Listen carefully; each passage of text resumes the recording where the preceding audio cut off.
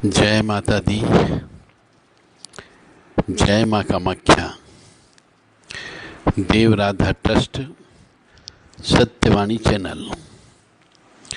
माँ भगवती जगत जननी आद्य शक्ति भवानी और परम पिता परमात्मा आप सबको सुखी रखे, स्वस्थ रखे, प्रसन्न रखे, यश दे, कीर्ति दे और मान सम्मान दे। हम चर्चा करेंगे आज इष्ट देवता के ऊपर। मनुष्य जीवन में बहुत भटकता है। कभी किसी पंडित जी के पास जा रहा है, कभी किसी ज्योतिषी के पास जा रहा है, कभी किसी सिद्ध पुरुष के पास जा रहा है, कहीं मंदिर में बैठे हुए पुजारी जी से ही बात कर रहा है, तो वो भटक रहा है। उसे ये मालूम नहीं होता है कि उसके इष्ट देवता कौन है, और बिना इष्ट देवता के वह हर किसी को इष्ट देवता मान लेता है। कभी 2 साल किसी को मान लिया, 4 साल किसी को मान लिया, 5 साल किसी को मान लिया, और वो भटकता रहता है। तो आज हम आपको इष्ट देवता के बारे में संपूर्ण जानकारी प्रदान करेंगे। बहुत सी किताबों के अंदर लिखा हुआ है, कुछ हमने ज्योतिषी किताबों का रेफरेंस लिया है, कुछ शास्त्रों का रेफरेंस लिया है, और नटशल में जो रिजल्ट निकल के आया, जिसको हम रस कहते हैं, वह रस हम आपके सामने प्रस्तुत कर रहे हैं। उसमें भी बहुत सी भ्रमित जानकारियां हैं। इष्ट देवता का अर्थ होता है अपनी पसंद के देवता। जन्म कुंडली और नाम की राशि से भी व्यक्ति के इष्ट देव का पता लगाते हैं। तो जन्म कुंडली में जिस भाव में चंद्रमा होता है वह व्यक्ति की राशि कहलाती है। तो राशि के अनुसार व्यक्ति के इष्ट देव का पता लगाया जा सकता है। अब राशि के अनुसार इष्ट देवता की करते हैं तो जिसकी मेष राशि हो उसके सूर्य देव होते हैं, वृष राशि है उसके भगवान विष्णु होते हैं, मिथुन राशि वालों के लिए माँ लक्ष्मी जी इष्ट देवता होती है, कर्क राशि वालों को हनुमान जी की सेवा करना चाहिए, सिंह राशि वालों को भगवान गणेश जी की सेवा करना चाहिए, कन्या राशि वालों को माँ काली की सेवा करना चाहिए, तुला राशि वालों को काल भैरव और शनि देव की पूजा करना चाहिए, और वृश्चिक राशि वालों को भगवान कार्तिकेय की पूजा करना चाहिए, और धनु राशि वालों को हनुमान जी की सेवा करना चाहिए, और मकर राशि वालों को दुर्गा जी की सेवा करना चाहिए, कुंभ राशि वालों को भगवान विष्णु या माँ सरस्वती की सेवा करना चाहिए, और आखिरी में आती 12वें नंबर पे मीन राशि, उनको भगवान शिव जी की सेवा करना चाहिए। अब ये तो हो गया राशि के अनुसार इष्ट देवता।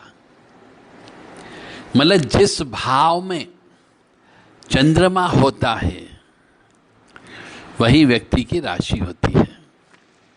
अब ज्योतिष शास्त्र के अनुसार चलते हैं तो इष्ट देव का निर्धारण कुंडली के पंचम भाव से किया जाना चाहिए, ऐसा ज्योतिष शास्त्र कहता है। यानी कि जन्म कुंडली का पंचम भाव पूर्व जन्म को बताता है। कोई भी मनुष्य हो, यदि पंचम भाव में जो ग्रह बैठा हो, उस ग्रह से संबंधित उस व्यक्ति ने पिछले जन्म में कर्म किए थे।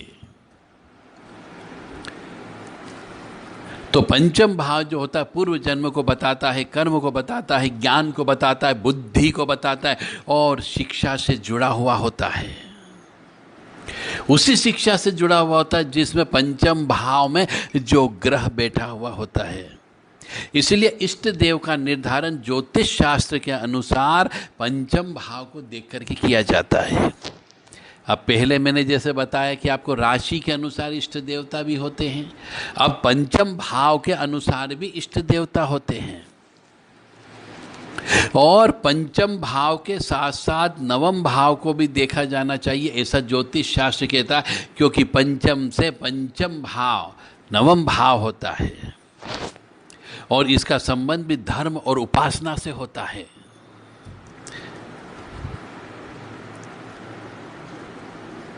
अब हम चलते हैं लग्न के हिसाब से भी, कुछ कुछ जगह लग्न के हिसाब से भी इष्ट देवता का चयन होता है।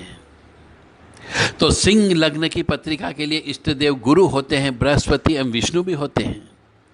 कन्या लग्न के लिए शनि देवता और भगवान शिव इष्ट देव होते हैं। तुला लग्न के लिए शनि देवता और भगवान शिव इष्ट देव होते हैं। वृश्चिक लग्न के लिए देव गुरु बृहस्पति और विष्णु जी इष्ट देव होते हैं।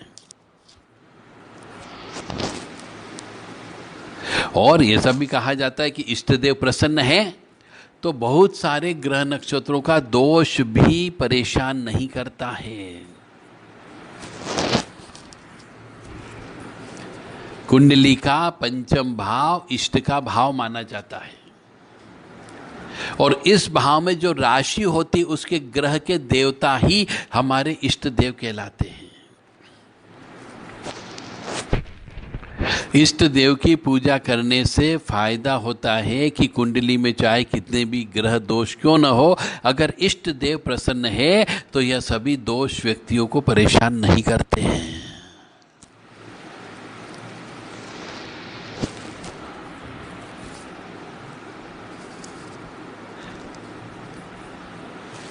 सिंह राशि वालों का स्वामी ग्रह सूर्य और उसके इष्ट देव हनुमान जी और मां गायत्री होते हैं।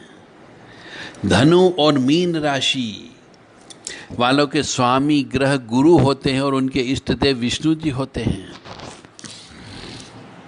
मकर और कुंभ राशि के स्वामी शनि हैं, इसलिए उनके इष्ट देव हनुमान जी और शिव होते हैं। ये राशि के हिसाब से बता रहा हूं मैं अब आपको।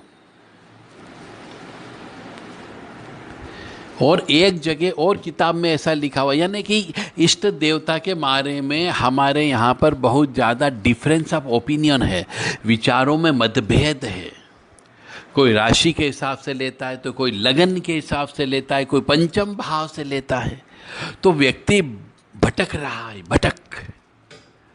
शंका में जी रहा है और फिर वो उचित गुरु तक नहीं पहुँच पाता है कि उसके वास्तव में इष्ट देवता कौन।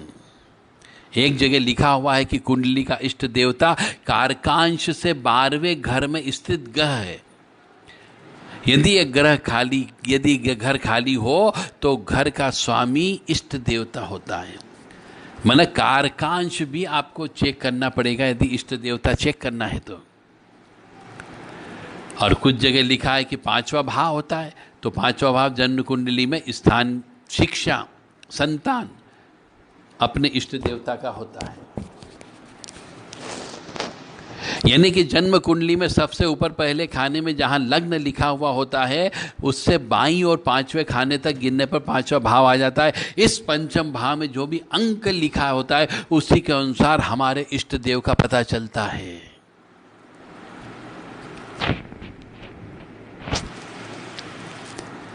कहीं कहीं ये भी लिखा हुआ है कि जन्म कुंडली का 9वां भाव जो होता है वह इष्ट देवता का भाव होता है और 9वां से 9वां होने से पंचम भाव इष्ट का भाव माना जाता है। यानी 5वां भाव और 9वां भाव इष्ट देवता का भाव होता है। इस भाव में जो राशि होती है उसके ग्रह के देवता ही हमारे इष्ट देवता कहलाते हैं। उनका मंत्र ही इष्ट का मंत्र कहलाता है। अपने इष्ट देव को कैसे पहचानें?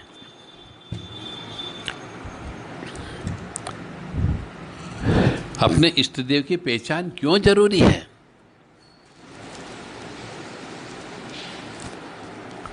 तो इष्ट देव की समर्पित भाव से पूजा करके हम अपने जीवन में क्रांतिकारी बदलाव ला सकते हैं, अपने जीवन को खुशहाल बना सकते हैं, अपने जीवन की बहुत सारी बाधाओं को दूर कर सकते हैं।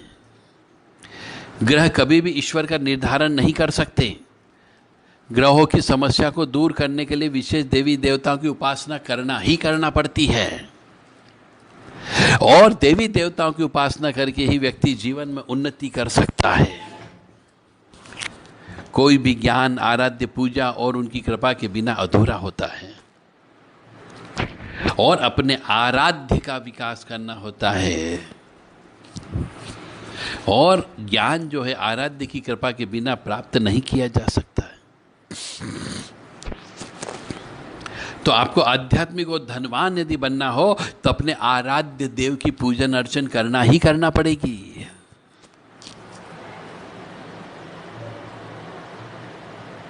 और हमारी आत्मा और आत्मा में बसने वाले हमारे आराध्य देव इष्ट देव ही हो सकते हैं, दूसरा नहीं हो सकता है। और इष्ट देव ही वास्तव में प्रतिकूल ग्रह यानी जो हमारे खराब ग्रह होते हैं उनसे, उनके दुष्प्रभाव से रक्षा करने का काम करते हैं। इसीलिए व्यक्ति को अपने इष्ट देवता तो याद होना ही होना चाहिए। तो व्यक्ति के पूर्व जन्म में किए गए कर्म के आधार पर ग्रह या देवता भाव विशेष में स्थित होकर अपना शुभ अशुभ फल प्रदान करते हैं। जन्म समय ज्ञात है तो जन्म कुंडली तैयार करो, और जन्म कुंडली के पंचम स्थान से पूर्व जन्म के संचित कर्म के बारे में पता लगाया जा सकता है। और जन्म कुंडली के अनुसार प्रत्येक व्यक्ति के इष्ट देवी या देवता निश्चित होते ही होते हैं। और हम यदि अपने इष्ट देवता को पटा ले तो अपने चाहे कितने ही ग्रह प्रतिकूल हो, आसानी से उनके दुष्प्रभावों से हम रक्षा कर सकते हैं। तो जन्म कुंडली से पता लगता है इष्ट देव का। नवम भाव से, नवम भाव यानी पंचम भाव और नवम भाव से ही हमारे इष्ट देवता का पता लगता है।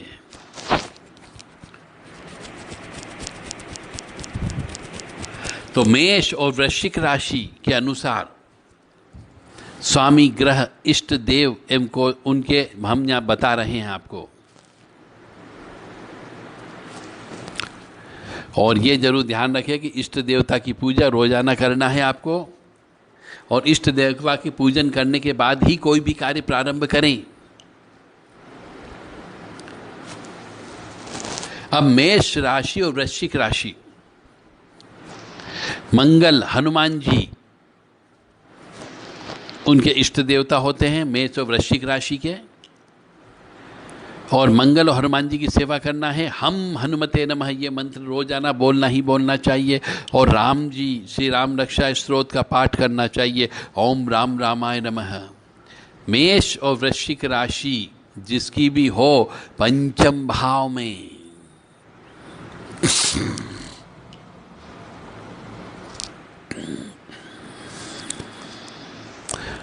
वृषभ राशि और तुला राशि उसके शुक्र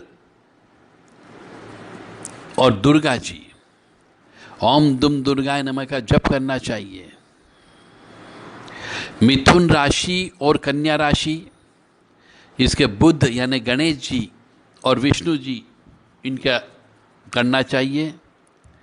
कर्क राशि जिनकी हो उनको चंद्र और शिव जी की पूजा करना चाहिए। सिंह राशि वालों को सूर्य गायत्री और हनुमान जी की सेवा करना चाहिए। और धनु और मीन राशि वालों को गुरु और विष्णु जी के जितने भी रूप हैं उन सब की पूजा करना चाहिए, और लक्ष्मी जी की पूजा करना चाहिए। धनु और मीन राशि वालों को, मकर कुंभ राशि वालों को शनि हनुमान जी की पूजा करना चाहिए और शिव जी की पूजा करना चाहिए। तो ये थे इष्ट देवता, आप सब नोट कर सकते हैं। यदि फिर भी समझ में नहीं आए तो आप हमसे फ़ोन करके संपर्क करके व्हाट्सएप के माध्यम से अपना पूरा नाम पता इंट्रोडक्शन देते हुए आप अपना इष्ट देवता हमसे पूछ सकते हैं। तो इष्ट देवता के बारे में हमने आपको ये बता दिया कि अपनी कुंडली के 5वें भाव को जांच करें, और पंचम से पंचम भाव यानी नवम भाव को भी चेक करें, लगन को भी देखें और राशि को भी चेक करें। और जिस देवी देवता की उपासना में आपका मन लगता हो वही आपके इष्ट देवता हैं। कभी कभी ऐसा भी होता है, तो उन्हीं को ही अपना इष्ट मान करके चलें। पंचमे से संबंधित देवता को भी इष्ट मान सकते हैं, क्योंकि सब देवी देवता एक ही हैं, भगवान नाम एक ही हैं। जहाँ आपकी श्रद्धा हो उन्हीं को अपना इष्ट बना सकते हो। और किसी योग्य गुरु की शरण में जाएं और उनके द्वारा दिए गए मंत्र को स्वामी का इष्ट मान करके निरंतर जप करना चाहिए। यदि आपके मन में किसी विशेष देव के प्रति ज़्यादा श्रद्धा हो जैसे हनुमान जी के प्रति होती, किसी की गणेश जी के प्रति होती, किसी की दुर्गा माँ के प्रति होती है, किसी की बालाजी के प्रति होती है, किसी की शिव जी के प्रति होती है, किसी की काली माँ के प्रति होती, किसी की भैरव जी के प्रति होती है। तो उनका आप पूजा पाठ करना प्रारंभ करें और विशेष मंत्र को मन ही मन जपना प्रारंभ करें। मंदिर में जाकर के दर्शन करना अवश्य प्रारंभ कर दे। निश्चित तौर से आपकी जिंदगी बदल सकती, क्योंकि इष्ट देवता आपके बहुत सारे ग्रहों के प्रतिकूल प्रभाव को रोकने में सक्षम होते हैं। इष्ट देवता के नाम से आपको जप करना है, तप करना है, हवन करना है, अनुष्ठान कराना है। और कुल देवी देवता की पूजा करना न भूलें। मैं बार बार कह रहा हूं कि कुंडली में 5वां स्थान इष्ट देव का होता है। 5वें स्थान के ग्रह स्वामी के देव या उसके साथ अन्य कोई मित्र ग्रह हो तो उनको भी इष्ट देव मान करके उनकी पूजा पाठ कर सकते हैं। जैसे मकर लग्न का 5वें स्थान का स्वामी शुक्र ग्रह है यदि, तो यहाँ माँ लक्ष्मी या दुर्गा माँ को प्रतिनिधित्व करता है। मान लीजिए तुला राशि में बुध के साथ यदि बुध के मित्र होने के कारण आप विष्णु भगवान का भी पूजन कर सकते हो। 5वां स्थान का स्वामी गुरु हुआ तो शिव जी का, यदि 5वें स्थान का स्वामी बुध हुआ तो विष्णु भगवान का। इस प्रकार से विचार करना चाहिए। तो अब ये भी आपको ज्ञान होना चाहिए ग्रहों के आधार पर कि किसकी साधना करें जिससे हम प्रयास में सफल हो सके। तो इसके लिए भी अलग अलग मत हैं, अलग अलग निर्णय हैं। आपको उन बातों का विशेष तौर से आपको ध्यान रखना है। तो पंचम से पंचम भाव के अनुसार अपने इष्ट देवता का चयन करना चाहिए। यदि ये नहीं है तो लग्न के अनुसार चेक करना चाहिए, राशि के अनुसार करना चाहिए, और कहीं कहीं पर हमेशा नहीं, कारकांश से 12वें घर में स्थित ग्रह जो होता है उसके जो देवता हैं वही अपने इष्ट देवता माने जाते हैं। जय माता दी, जय माँ कामाख्या।